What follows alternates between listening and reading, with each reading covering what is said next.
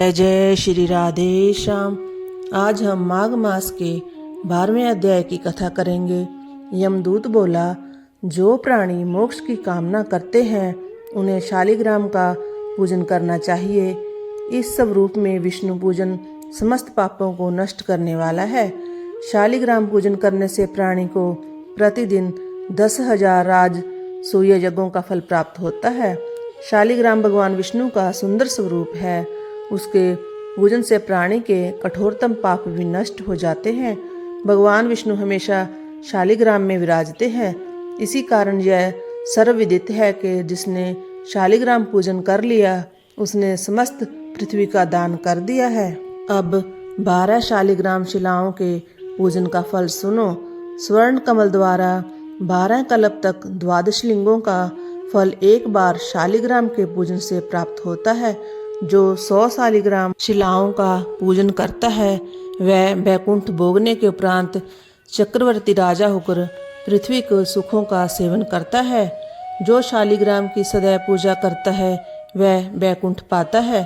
शालिग्राम पूजन मात्र से तीर्थ दान यज्ञ आदि कर्मों के फल स्वयं प्राप्त होते हैं।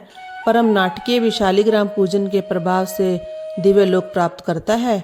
शालिग्राम का अभिषेक करने से समस्त तीर्थों के स्थान का फल मिलता है। विधि विधान से पूजन करने वाला कली काल में भी विष्णु लोक प्राप्त करता है। सहस्त्रों शिवलिंग दर्शन एवं पूजन स्तुति से प्राप्त होने वाला फल शालिग्राम के एक दिन के पूजन से ही प्राप्त हो जाता है। जहाँ शालिग्राम निवास करते हैं उसके पास समस्त देवता महात्मा रहते हैं। जो शालिग्राम के सम्मुख श्राद्ध करते हैं उनके पितृ 100 कल्प तक स्वर्ग में वास करते हैं। जो शालिग्राम शिला का जल पीते हैं उन्हें अमृतपान का फल प्राप्त होता है। जहाँ शालिग्राम शिला विराजती है वहाँ से 3 योजन तक की परिधि में किया गया धर्म कार्य 100 गुना फल देता है। साधारण जल में माघ स्नान करने से गिरिराज का फल होता है। समुद्र में जाने वाली नदियों में स्नान करने से 1 पक्ष का और सागर स्नान करने से 1 मास का और गोदावरी स्नान से 6 मास का और गंगा स्नान से पूर्ण वर्ष का फल प्राप्त होता है। परंतु शालिग्राम के जल से स्नान करने पर 12 माघ स्नान का फल प्राप्त होता है। इस जल में सहस्त्रों तीर्थों के स्नान से भी अधिक फल प्रदायनी शक्ति होती है।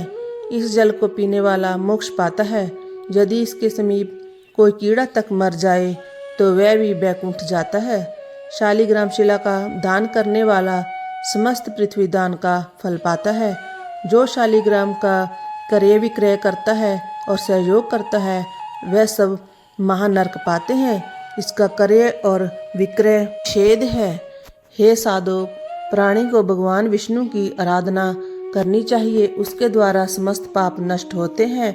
हरि नाम स्मरण मात्र से समस्त बाधाएं नष्ट होती हैं।